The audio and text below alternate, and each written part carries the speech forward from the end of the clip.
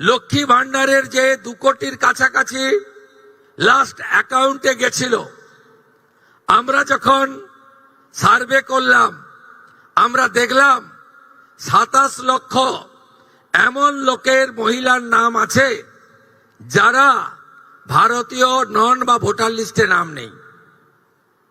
এক্ষেত্রে কিভাবে মৃত ব্যক্তির নাম আছে, এখানে থাকে না এমন লোকের নাম আছে, 3 জায়গায় ভোটার লিস্টে নাম ছিল, 3 জায়গায় টাকা অ্যাকাউন্টে ঢুকছিল এমন লোকের নাম আছে। আমরা এই লোকেদের নাম কেটেছি, কারণ সরকারের টাকা ভারতীয় ছাড়া অন্য কেউ পেতে পারে না, কোনো অভারতীয় পেতে পারে না। আমরা এক্ষেত্রে ছাড় দিয়েছি। যারা বাংলাদেশ থেকে শরণার্থী হিসাবে এসেছেন, সিএএতে আবেদন করেছেন, তাদের ক্ষেত্রে আমরা যতক্ষণ না সিএএ নিষ্পত্তি হচ্ছে তাদের এই সামাজিক ভাতা চালু থাকবে, আটকানো হবে না।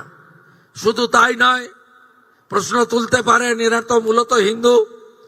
আমরা সেক্ষেত্রে আমাদের লোক ধর্ম পালন করেছি।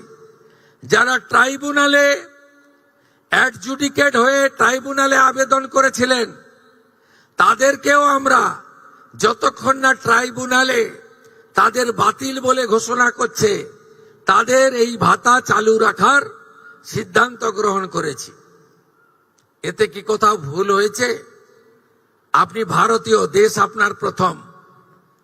আপনি সরকারি এক্সচেকারের টাকা, ট্যাক্সের টাকা কোনো অভারতীয়কে দিতে পারেন না।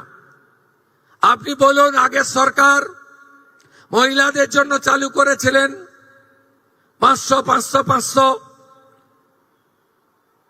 এই কর্মসূচির উদ্দেশ্য ছিল মহিলাদের অ্যাকাউন্টে যাওয়ার।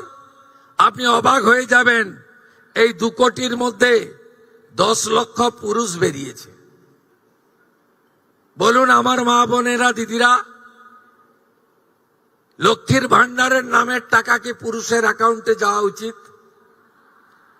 তাই ছাড়াই বাছাইয়ের প্রয়োজন ছিল।